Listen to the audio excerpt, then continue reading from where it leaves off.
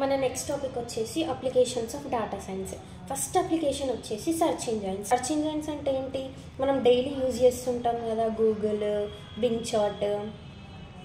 For example మనం గూగుల్లో data science course అని సెర్చ్ చేసామనుకోండి, ఫస్ట్ మనకి ఏ వెబ్సైట్ వస్తుంది? గీక్స్ ఫర్ గీక్స్ అనేది వస్తుంది.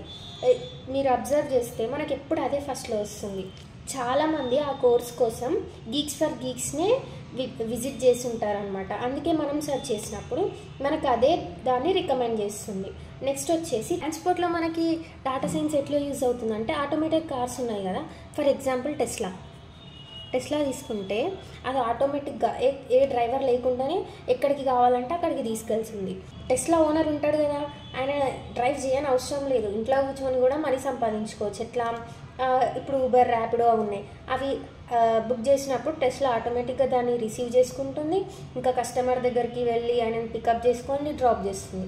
సో దట్ ఇట్లా మనకి డేటా సైన్స్ అనేది చాలా యూజ్ అవుతుంది అనమాట. ట్రాన్స్పోర్ట్లో కూడా డేటా సైన్స్ అనేది మనకి ఫైనాన్స్లో కూడా చాలా యూజ్ అవుతుంది అనమాట.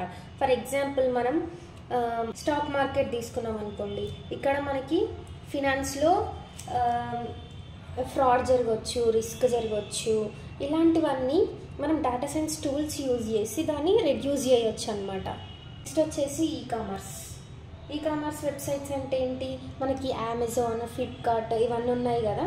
సో ఇందులో మనకి డేటా సైన్స్ అనేది యూజ్ అవుతుంది అనమాట. ఫర్ ఎగ్జాంపుల్ అమెజాన్, ఫ్లిప్కార్ట్, ఇదన్నిటిలో మనకి డేటా సైన్స్ అనేది యూజ్ అవుతుంది.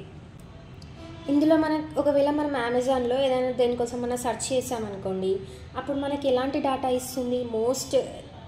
మోస్ట్ రేటెడ్ ప్రోడక్ట్, ఇంకా మోస్ట్ సర్చ్డ్ ప్రోడక్ట్, ఇలాంటివన్నీ కలిపి మనకి అవుట్పుట్ అనేది ఇస్తుంది. ఇంకా మన ప్రీవియస్ని డేటాని కూడా స్టోర్ చేసుకొని దాని ప్రకారం కూడా మనకి డేటాను అనేది ప్రొవైడ్ చేస్తుంది. ఇంకా డేటా సైన్స్ అనేది మనకి హెల్త్ కేర్లో కూడా యూజ్ అవుతుంది. ఎందుకు? డిటెక్టింగ్ ట్యూమర్ని డిటెక్ట్ చేయడానికి, ఇంకా మెడికల్ ఇమేజ్ అనాలిసిస్లో, ఇంకా హెల్త్ కేర్లో చాలా విధాలుగా మనకి డేటా సైన్స్ అనేది యూజ్ అవుతుంది. డేటా సైన్స్ అనేది ఇమేజ్ రికగ్నిషన్లో కూడా మనకి యూజ్ అవుతుంది. ఇప్పుడు మనం మన ఫ్రెండ్తో ఒక ఫోటో దిగి ఇన్స్టాలో పోస్ట్ చేసామనుకోండి, తర్వాత మనం ఆ ఫ్రెండ్ని ఫాలో అవ్వట్లేదు. ఇప్పుడు మనం ఇద్దరు ఫ్రెండ్స్ది ఫోటో దిగి మనం పోస్ట్ చేసాం, నువ్వు ఈ ఫ్రెండ్ని ఫాలో అవ్వట్లేదు. అప్పుడు ఇన్స్టా ఏం చేస్తుంది? ఈ ఫోటోలో ఉంది ఎవరో తెలుసుకొని ఆ ఫ్రెండ్ యొక్క అకౌంట్ని మనకి సజెస్ట్ చేస్తుంది అనమాట. ఇలా మనకి డేటా సైన్స్ అనేది ఇమేజ్ రికగ్నిషన్లో యూజ్ అవుతుంది. నెక్స్ట్ వన్ వచ్చేసి టార్గెటింగ్ రికమెండేషన్స్. అంటే ఇప్పుడు ఒకవేళ నువ్వు అమెజాన్లో ఒక ఫోన్ గురించి సెర్చ్ చేసావనుకో, అండ్ నెక్స్ట్ నువ్వు దాని గురించి వద్దులే ఆఫ్లైన్లో కొనుక్కుందాం అనుకుంటావు. అప్పుడు మనకి డేటా సైన్స్ ఎట్లా వర్క్ అవుతుందంటే, నువ్వు ఇన్స్టా ఓపెన్ చేస్తే నీకు కొన్ని యాడ్స్ వస్తాయి. నువ్వు ఏ ఫోన్ అయితే చూసావో ఆ ఫోన్ నుంచే నీకు అడ్వర్టైజ్మెంట్స్ అనేవి వస్తాయి. ఇన్స్టాలో ఏది చూసినా నీకు అవే అడ్వర్టైజ్మెంట్స్ రావడం. ఇంకా యూట్యూబ్లో చూసిన దానికి నువ్వు ఏదైతే చూస్తావో మనకి ఇన్స్టాలో కూడా అలాంటివే సజెస్ట్ చేస్తుంటుంది. ఇలాంటివి అనేది మనకి రికమెండేషన్స్ ఇవ్వడానికి ఈ డేటా సైన్స్ అనేది ఇక్కడ మెయిన్ రోల్ ప్లే చేస్తుంది అనమాట. గేమింగ్లో కూడా మనకి డేటా సైన్స్ అనేది యూజ్ అవుతుంది. ఎలా? ఇప్పుడు చెస్ గేమ్లో యూజ్ అవుతుంది, ఇంకా కొన్ని స్పోర్ట్స్లో యూజ్ అవుతుంది, అంటే మొబైల్లో ఆడుకునేలాగా. ఇలా గేమింగ్లో కూడా మనకి యూజ్ అవుతుంది. నెక్స్ట్ వచ్చేసి ఎయిర్లైన్ రూటింగ్ ప్లానింగ్.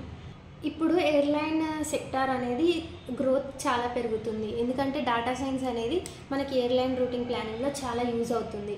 ఎలా? ఇప్పుడు మనం ఫ్లైట్ డిలేస్ని ప్రెడిక్ట్ చేయడానికి యూజ్ అవుతుంది.